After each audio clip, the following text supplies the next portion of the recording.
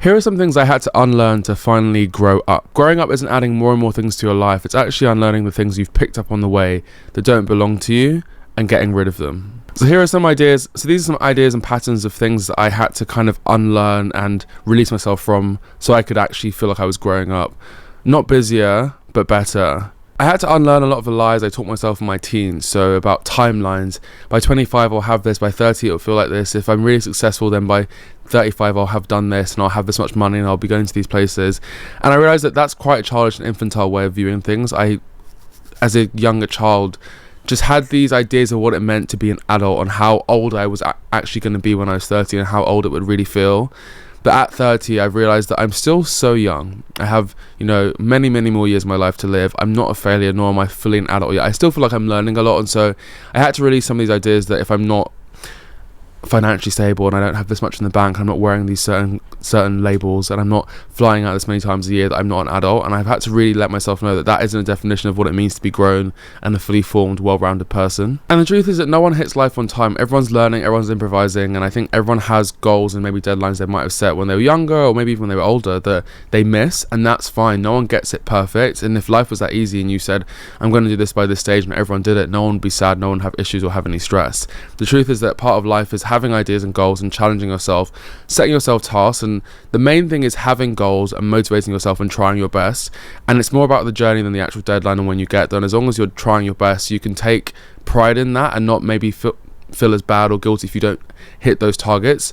But it's also important to not give up if you miss those deadlines and feel like you're a failure and stop doing those things, but actually try and keep yourself going until you get there one day and tell yourself that it's, slow and steady wins the race. I also thought being an adult meant being fully polished and a well-rounded person that had everything under control and was completely perfect.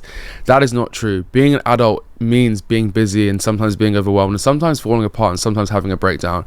Sometimes not knowing whether you're going left or right and knowing what's happening that week, but still managing to get it done. At the end of the week on a Sunday, you say to yourself, wow, I managed to get through that. I did that. Even though it felt terrible, being an adult is hard. It's busy. It's hard to balance and juggle things. And sometimes you get it wrong. Sometimes you get it right. But I've had to really unlearn that feeling that if I'm not perfect and not fully put together, that I'm not really an adult, because that just isn't true.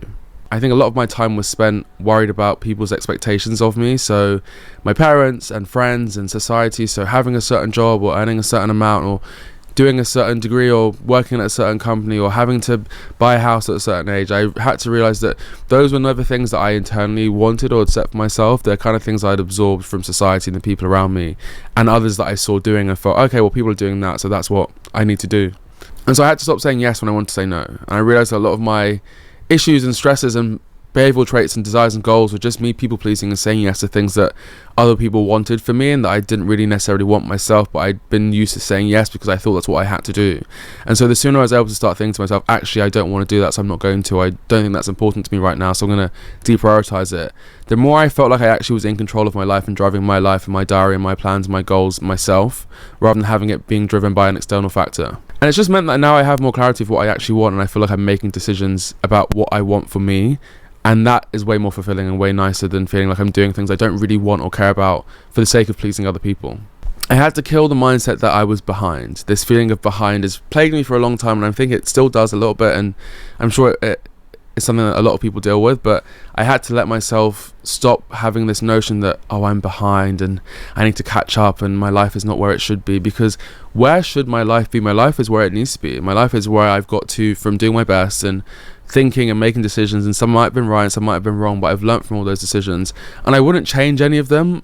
I had this realization, the other day, that I've done a lot of things that have gone well and have been amazing, and a lot of things that have gone wrong and not how I wanted, but all of those things have taught me lessons that are really important that will help me in the future and have helped me become the person I am now and got me to where I am today. Having this feeling that you're behind means that you're constantly rushing and chasing a future deadline or a future date, and so you're not able to actually enjoy your day-to-day life and be present and appreciate the milestones that you are hitting that maybe sometimes you don't even realize. So birthdays or certain friendships you had for a long time, or small achievements that are important, but because they're not necessarily on that big map of where you think you should be, you don't really acknowledge them. And I had to start saying to myself, what can I recognize that I'm happy with or proud of that I've done today or this week or this month that maybe wasn't something I was focused on but actually is important, and I need to give time and space for that to feel appreciation for it.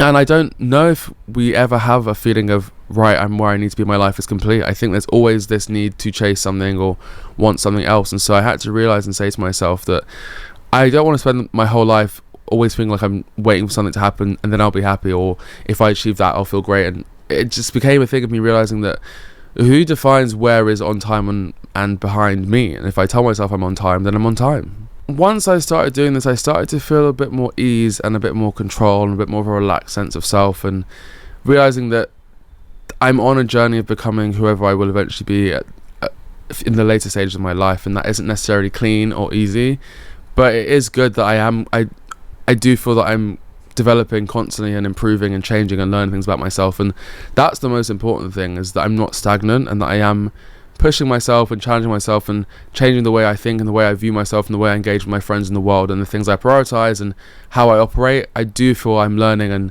I'm definitely better today than I was yesterday, and that is such an amazing thing to say and so important to recognize and appreciate. I've become someone who's more grounded, I've become someone who's more honest, I've become someone who's more compassionate with myself, I've become someone that actually listens to my heart and my body and what it's telling me, and learns to take rest when I need it, and learns when something doesn't feel right, learns when I'm not happy, and is actually able to connect with myself and understand how I'm really feeling. And that isn't something I had for a while.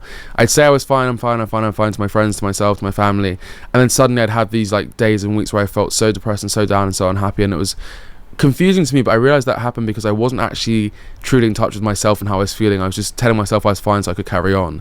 And when I learned to actually start listening to myself and being compassionate to myself and being honest with myself and being kind to myself and being more grounded, I actually understand how I feel. And that is a very important key thing that I think a lot of us miss. Growing up for me now has been less about achievements and more about alignment. It's not what am I accomplishing day by day and week by week and month by month, but actually, am I doing things that align with who I am as a person? And growing up for me has been less about speed and more about direction. Not how fast am I getting to the destination, how fast am I ticking things off my list, but actually, am I going in the right direction? And growing up for me has been less about who I should be and more about being who I actually am. Not focusing about the person that I think I have to be perfect, but actually just being myself and, allowing myself to have flaws and loving those flaws, and allowing myself to be perfect and good and great when I can be, and being proud of that when it happens, but not putting pressure on myself to be a certain person all the time, but letting myself be who I am and taking that as it comes and giving myself grace and compassion. And those three things have been really important in shifting how I feel and actually feeling like I've grown up and learned to be an adult.